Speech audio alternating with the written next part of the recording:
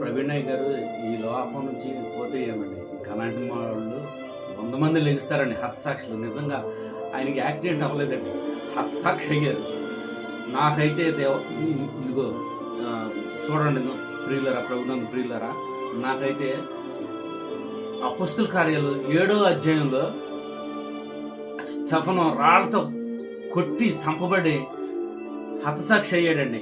ఆయన వెళ్ళినప్పుడు సింహాసనాన కుడిపార్శ్వన కూర్చున్న యేసయ్య స్వయంగా లేచి వచ్చి ఆయన్ని కౌగిలించుకున్నట్లు ఆహ్వానిస్తున్నట్టు కొన్ని వీడియోలు చూసాను. నాకు ఆయన చనిపోయినందుకు బాధ లేదని చాలా సంతోషంగా ఉంది, ఎందుకంటే హతసాక్షి అలాంటి వాళ్ళు ఇంకా ఇంకా ఇంకా లెగుస్తారండి. అయితే ఆయన బ్రతికుండగా వీడియోలు చాలా మంది చూడలేదు, ఇప్పుడు చనిపోయారని ఆయన మీద అభిమానంతో ఇంకా వీడియోలు చూస్తారు. ఇంకా సత్యం లోకంలో సువార్త ప్రకటించబడుతుంది, ఇంకా ఇంకా క్రైస్తవ ఉద్యమం లోకానికి వెళ్తుంది.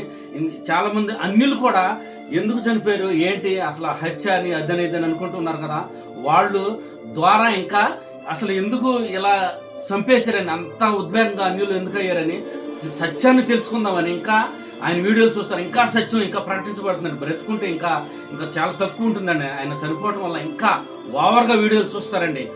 అయితే స్టీఫెన్ గారు చనిపోయిన తర్వాత, స్టెఫన్ భక్తుడు అపొస్తలుల కార్యాలు 7వ అధ్యాయం లాస్ట్ను చనిపోయిన తర్వాత, వీరిని క్షమించు, వీరు ఏం చేస్తున్నా తెలియదని యేసుప్రభు పలికిన మాట ఆయన పలికాడు. ఈయన కూడా గతంలో వీడియోలు పలికాడు. అయితే స్టెఫన్ గారు చనిపోయిన తర్వాత సంఘం ఇంకా విస్తరించబడి సత్యం ఇంకా ప్రకటించబడింది. శిష్యులందరూ చెల్లచెదురైపోయారండి. సేమ్ అలానే ఈయన మరణం తర్వాత కూడా ఇంకా క్రీస్తు సువార్త విస్తరించబడుతుందండి.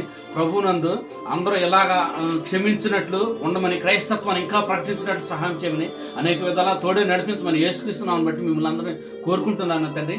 నేను కూడా ప్రార్థన చేస్తున్నాను. ఆమేన్.